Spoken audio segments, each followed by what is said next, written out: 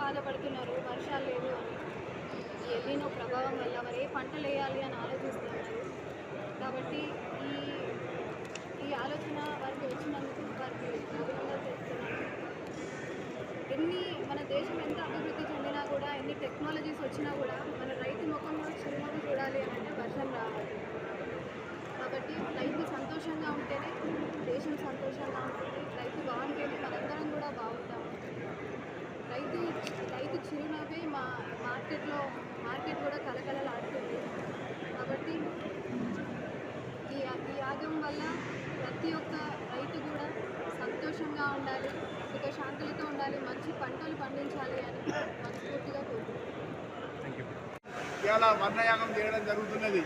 ఏదైతే ఎలినో ప్రభావంతో 2 నెలల నుంచి రైతులు కళ్ళల్లా వర్షం కోసం ఇట్లా దూదులు పెట్టుకొని ఎదురు చూస్తూనే అడపా పడుతున్నాయి.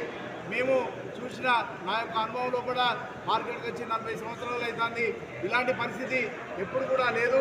ఆ విధంగా రైతులు ఎంతో దుఃఖంతో ఉన్నారు.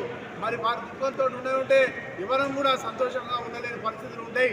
వారు బాగుంటేనే అందరూ వ్యాపారులు కానీ, కార్మికులు కానీ, వ్యవసాయ కూలీలు కానీ అందరూ కూడా రాష్ట్రంలో కూడా కానీ, దేశంలో కూడా కానీ సంతోషంగా ఉండే పరిస్థితులు ఉంటాయి. కానీ కావున మరి ఎలినో ప్రభావం పోకుండా మరి అలాగే ఉండే ఇబ్బందులు ఏర్పడతాయనే దాంతో కొంతమంది ఆలోచనతోటి ఛాంబర్ ఆఫ్ కామర్స్ పెద్ద ఎత్తున ఇవాళ వర్ణయాగం నిర్వహించడం జరుగుతుంది.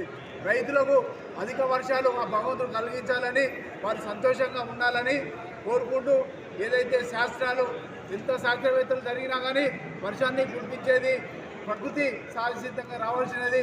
అది వస్తేనే ఇవాళ భారతదేశం 80% ప్రజానీకం వ్యవసాయం మీద ఆధారపడి ఉన్నారు.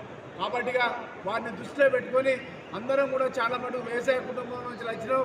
ఆ ప్రతి ఒక్క కష్టం కూడా మాకు తెలుసు. కాబట్టి ఈరోజు ఆ భగవంతుని అన్ని వర్గాల నుంచి ప్రార్థించి వర్షాలు అధిక మొత్తంలో పడి మరి రైతాంగానికి సంతోషంగా ఉండడానికి కోసం, ఈ లోక కళ్యాణార్థం కోసం ఈ యొక్క వర్ణయాగం నిర్వహించడం జరుగుతుంది. రాష్ట్రం